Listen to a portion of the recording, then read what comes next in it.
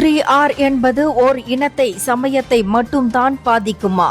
இந்துக்களை, அவர்களின் வழிபாட்டு முறைகளை, சமயத்தை ஜம்ரி வினோத்தும் ஃபிர்டவுஸ் ஓங்கும் இழிவுபடுத்தியது போன்று வேறு எவரும் செய்தது இல்லை.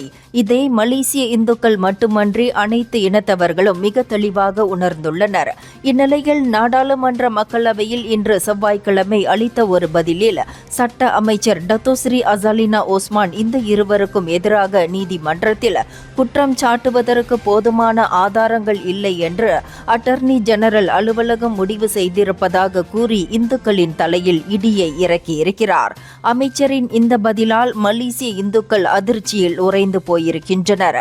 மலேசிய இந்துக்களையும் இந்து சமயத்தையும் இனி யார் வேண்டும் என்றாலும் சுதந்திரமாக விமர்சிப்பதற்கு, இழிவுபடுத்துவதற்கு கொடுக்கப்பட்டிருக்கும் லைசன்ஸா என்ற கேள்வியும் பரவலாக எழுந்திருக்கிறது.